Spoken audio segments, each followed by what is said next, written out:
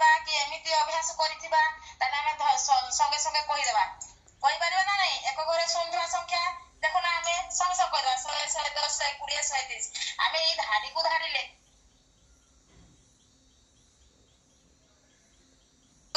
ଦେଖ ତଳକୁ ତଳ ଶୂନକୁ ଶୂନ ଆମେ ଜାଣିପାରିଲେ ଏକକ ଘର ସଂଖ୍ୟାରେ ଶୂନ ଶୂନ ଅଛି ଜାଣିପାରିଲେ ପୁଣି ଆମେ ଦେଖିବା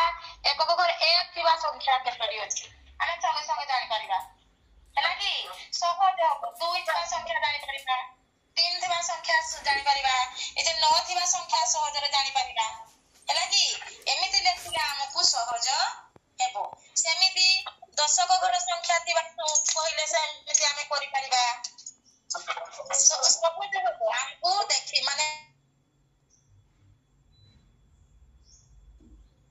24 ସଙ୍ଗେ ସଙ୍ଗେ ଆମେ କହିପାରିବା ଆମକୁ ସହଜ ହବ ହେଲା ସେମିତି ଏପଟୁ ଦେଖ ଦଶକ ଘରେ ଥିବା ସଂଖ୍ୟା କିଏ କହିପାରିବ ସଙ୍ଗେ ସଙ୍ଗେ 100 101 102 103 104 105 106 ଆମେ ଏପଟୁ ଦେଖିବା ଏକ ଥିବା ଦଶକ ଘରେ ଏକ ଥିବା ସଂଖ୍ୟା 110 111 112 113 ଆମକୁ ସହଜ ହବ ଏଇଟା ବୁଝିପାରିଲ ସମସ୍ତେ ବୁଝିପାରିଲ ନା ଏଇଟା ମୁଁ ଯେତିକି କହିଲି ଏଇଟା ବୁଝିପାରିଲ ନା ଦଶକ ଘର ସଂଖ୍ୟା ଏମିତି ଯଦି ଆମେ ଲେଖିଥିବା ଏଇ ସଂଖ୍ୟା ଚାରିଟା ଯଦି ଏମିତି ଲେଖିଥିବା ତାହେଲେ ଆମକୁ ସହଜ ହେବ କି ଆମେ ଏମିତି ଶିଖିଥିବା ବି ମନେ ରଖିଦେବା ବି ଆମକୁ ସହଜ ହବ ଯେ ଏକ ଘର ସଂଖ୍ୟା ଏତିକି ଦଶକ ଘର ସଂଖ୍ୟା ଏଇଗୁଡା ବୋଲି ଆମେ ଜାଣିପାରିବା ହେଲା ତାପରେ ଦେଖ ଆମେ ପ୍ରଥମରେ କଣ ଏକକ ଦଶକ ଜାଣିଥିଲେ ଆମେ ଏକକ ଦଶକ ଜାଣିଥିଲେ ଏବେ କିନ୍ତୁ ଆଉ ଗୋଟେ ବଢିବ କଣ ହେବ ଜାଣିଛ କିଏ କଣ ହେବ ଏକକ ଦଶକ ପରେ ଶତକ ହେଲା ହଁ ଏକ ଦଶକ ଶତକ ଆମେ ଏଇ ସଂଖ୍ୟା ଆମେ ଏକକ ଦଶକ ଶିଖିଥିଲେ ଏବେ କିନ୍ତୁ ଆଉ ଗୋଟେ ସଂଖ୍ୟା ଆମ ପ୍ରଥମରେ ଆଉ ଗୋଟେ ବଢିବ ସିଏ ହେବ ଶତକ ହେଲା ଆମେ ଯେହେତୁ 100 ରୁ 199 ପର୍ଯ୍ୟନ୍ତ ଜାଣିଲେ ତାର ସ୍ଥାନୀୟ ମାନ ବି ଆମେ ଟିକେ ଦେଖିଦେବା ଏଇ ସ୍ଥାନୀୟ ମାନର ଧାରଣା ଏକକ ଦଶକ ଜାଣିଛେ ଆଉ ଗୋଟେ ହେଇଯିବ ଶତକ ବା ଏକ ଦଶ ଶହ ବୁଝିପାରିଲ ଏକ ଦଶ ଶହ ହେଲା କି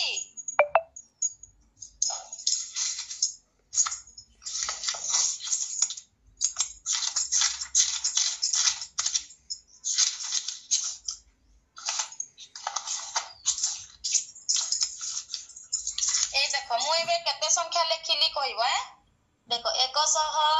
ମୁଁ କେତେ ଲେଖି ଦେଖା ଯାଉଛି କେତେ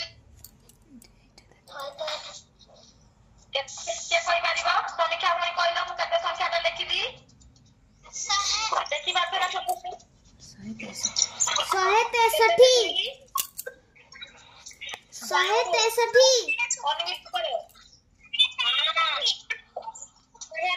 163 ମୁଁ ଲେଖିଛି 163 ସାଉଣ୍ଡ ବନ୍ଦ କର ସାଉଣ୍ଡ ବନ୍ଦ କର ପୁଣି ଉତ୍ତର ଦେଇ ସାରିଲା ପରେ ମ୍ୟୁଟ କରିଦବା ସମୀକ୍ଷା ଭଉଣୀ ମ୍ୟୁଟ କର ସାଉଣ୍ଡ ବନ୍ଦ କର ହଁ ଠିକ ଅଛି ସେମିତିରେ ସମସ୍ତେ ଶୁଣିପାରିବା ହେଲା ଦେଖ ଆମେ କଣ କହୁଥିଲା ନା ପ୍ରଥମ ଶ୍ରେଣୀରେ ମନେକର ମୁଁ ଲେଖିଲି କେତେ 99 ଲେଖିଲି ହେଲା ଆମେ ଦେଖିଥିଲେ କଣ ନା ଏକକ ଦଶକ ଆମେ ଶିଖିଥିଲେ ଏକକ ଘର ଅଙ୍କ ହଉଛି 9 ଦଶକ ଘର ସଂଖ୍ୟା ହଉଛି 8 ଆମେ ଏତିକି ପର୍ଯ୍ୟନ୍ତ ଜାଣିଥିଲେ ଏକକ ଦଶକ ଆମେ ଜାଣିଥିଲେ ନା ନାହିଁ ଏକକ ଦଶକ ଶିଖିଥିଲେ ଏକକ ଘର ସଂଖ୍ୟା ହଉଛି ତାର ମୂଲ୍ୟ ହଉଛି ସେଇ ସଂଖ୍ୟା ଦଶକ ଘର ହଉଛି 8 10 ଯେ 80 1 10 ଯେ 10 2 10 ଯେ 20 3 10 ଯେ 30 4 10 ଯେ 40 5 10 50 60 70 80 90 ଆମେ ଏତିକି ପର୍ଯ୍ୟନ୍ତ ଜାଣିଥିଲେ ଏଠି କିନ୍ତୁ କଣ ଆଉ ଗୋଟେ ଅଙ୍କ ଦେଖ ବଢିଛି ଏକକ ଦଶକ ଶହ ଆମେ ଏପଟୁ ଗଣିବାନି ଏପଟୁ ଗଣିଲେ ଭୁଲ ହେବ ଆମେ ଏଇପଟୁ ଗଣିବା ହେଲା ଏକକ ଦଶକ ଶତକ କୋଉଆଡୁ ମୁଁ ଗଣିଲି ଡାହାଣରୁ କଣ ବାମକୁ ଏକକ ଦଶକ ଶତକ